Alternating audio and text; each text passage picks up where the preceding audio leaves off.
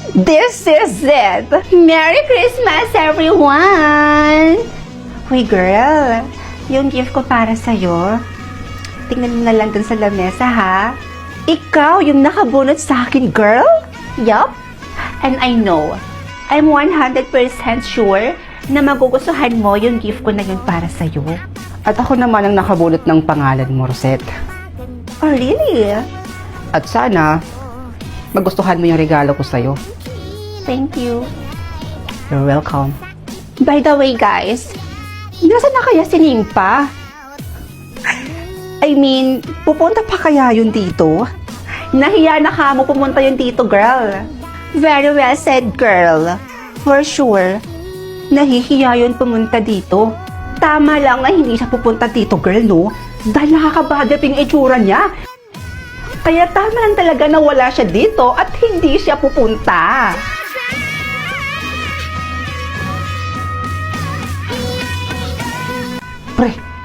Pre! Tingnan mo si Nimpa, oh.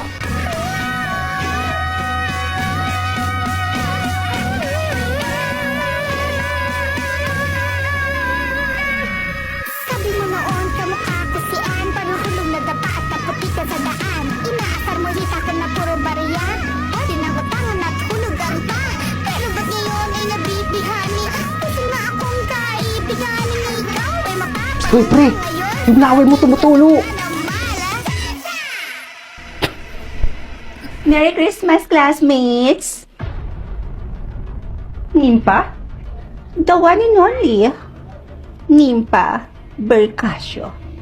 In short, ang iyong bango. Pumunta ka ba ng albularyo para ipaayos yung pagbumukha mo? Oo nga. Anong ginawa mo? Gumamit ka ba ng black magic? Girls! Chill! Pwede ba? Kakarating ko lang. Sa takot niyong malamangan kayo, ang dami niyo nang sinasabi.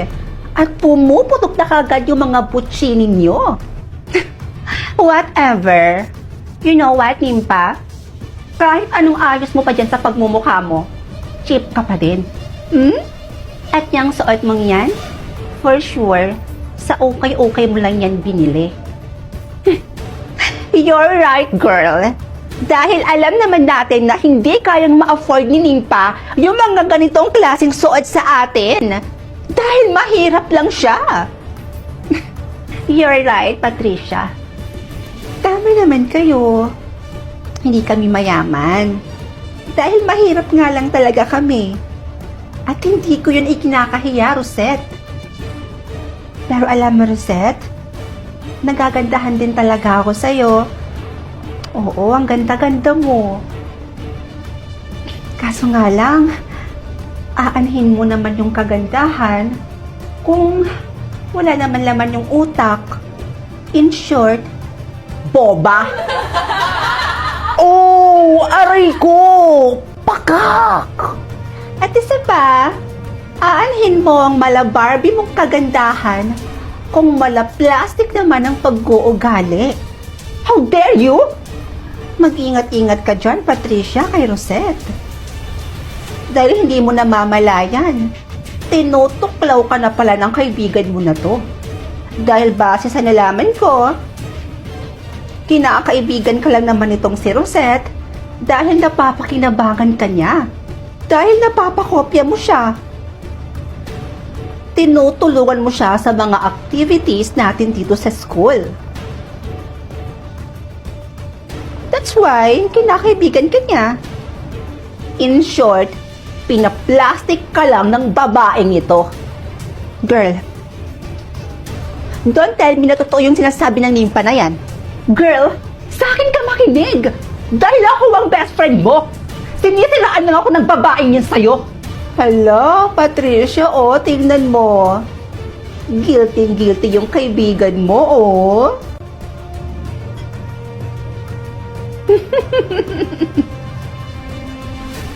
Guilty yarn. You know what, Nimpa?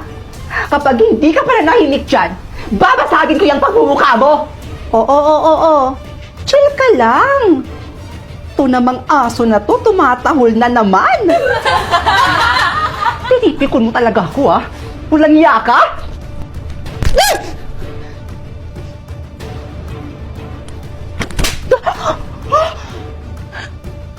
Kung dati, pumapayag akong maliit-maliitin nyo at husgahan nyo yung pagkatao ko, pues ngayon, hindi na ako papayag!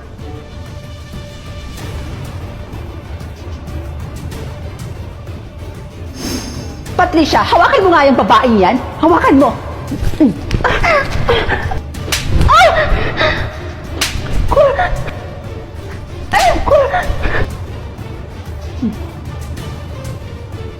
Patricia, hawakan mo yung kaibigan mo.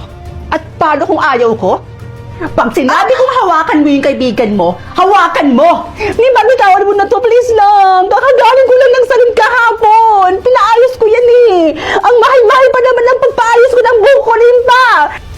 Huwag mong sasagarin yung pasensya ko, ha? Nimpa!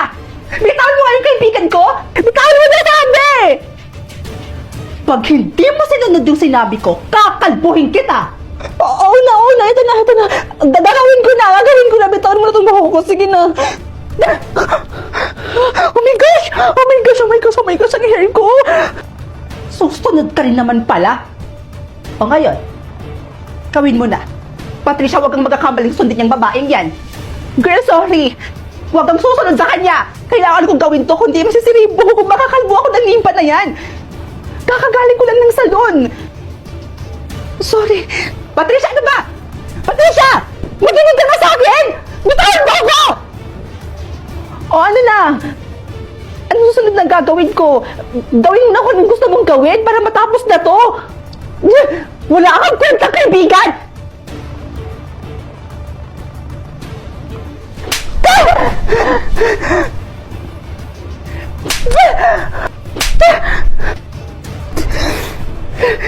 Girl, ayos ka lang? Bitawan mo ako!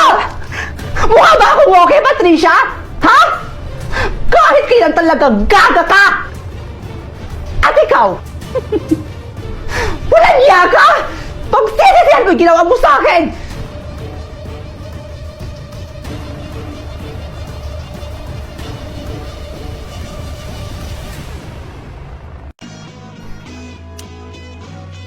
Ano to? Plus 1? 1 million o kwintas? Dito ako sa kwintas. Kasi sigurado makakapagparitoke at makapagpaganda na ako nito. Ano? Ang bayan? Ang daya-daya naman. 1 million naman yung pinindod ko pero kwintas naman itong napunta sa akin. Ay nako, di bali na lang. Siguro, hindi talaga para sa akin tong 1 million. Hayaan ko na lang. That's why ayaw na ayaw ko sa pangit na yun. Gosh! Friend, speaking of, look at your back. Sirang-sira na naman yung araw ko today. Dahil nakita ko na naman yung pagmumukha ng pangit na to. Tol, tingnan mo, yung nimpangit to, napagtitripan na naman. Ano ba kasi ang nasa mukha mo, Nimpa? It's look like paminta. True. Tigilan nyo na ako, ah. Wala naman akong ginagawang masama sa inyo. Ang sasama nyo sa akin. Aray ko! Pakak! Wala ka pala, Rosette, eh. Tumatapang ka na, ha? Rosette! Yung mga notebooks ko, yun yung mga assignments ko, eh. Balik mo sa akin yan. Ah, mga assignments mo nandito?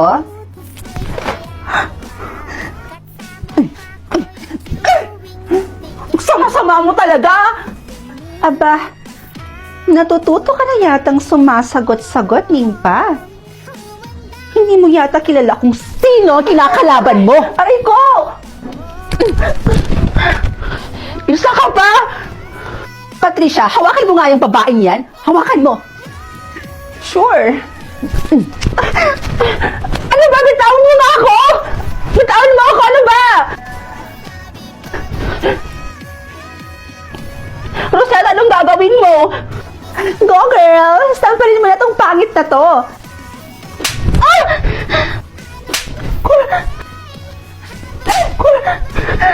Tama na! Tama na! Bitawan mo ako! At sa susunod na sagot-sagutin mo ako, hindi lang yan ang aabutin mo. Girls, tama na. Tama na yan. Dito na si ma'am.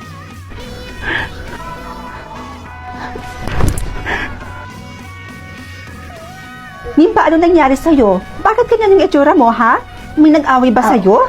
Wala po. Ayos lang po ako, ma'am. Okay, class. Bago ko makalimutan. Year-end party or Christmas party niyo na tomorrow. Kailangan niyo nang pumili kung sino ang inyong mareregaluhan. And actually, bumuo na ako dito ng mga pangalan ninyo. Buburot na lang kayo dito kung sino ang inyong mareregaluhan. Oroset, ikaw na mauna. Perfect. Huwag si Nimpa, please. Yes!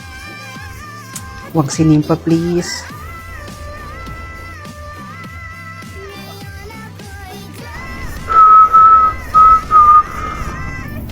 Ayawa. Anak ng putakti naman, oh. Girl, tignan mo si Clark. Si Nimpa yung nabunot niya. Hoy, Clark. Bagay. Excuse me, ma'am. Pinapatawag po kayo ng principal office po. May meeting daw po kayo. Okay, sige. Okay, class. Hindi mo na matutuloy ang ating lecture today dahil pinapatawag kami. May meeting daw kami ngayon.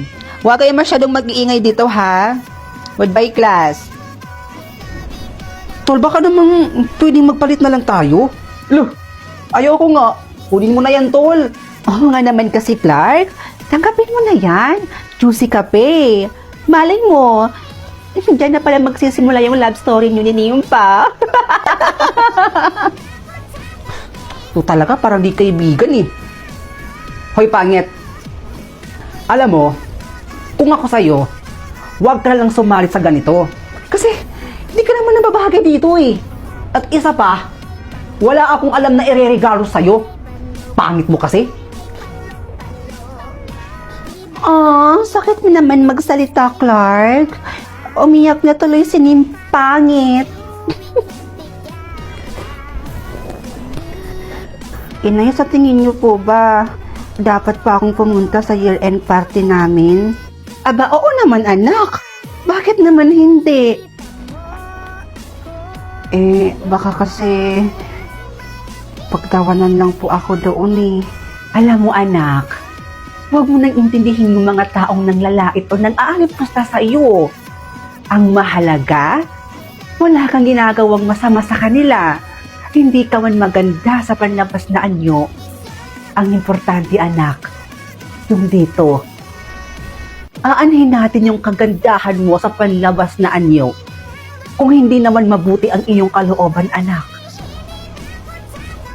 Kaya wala kang dapat ikabahala, anak. Dahil wala ka namang tinatapakang ibang tao. Naiintindihan mo ba ako? Opo, Inay.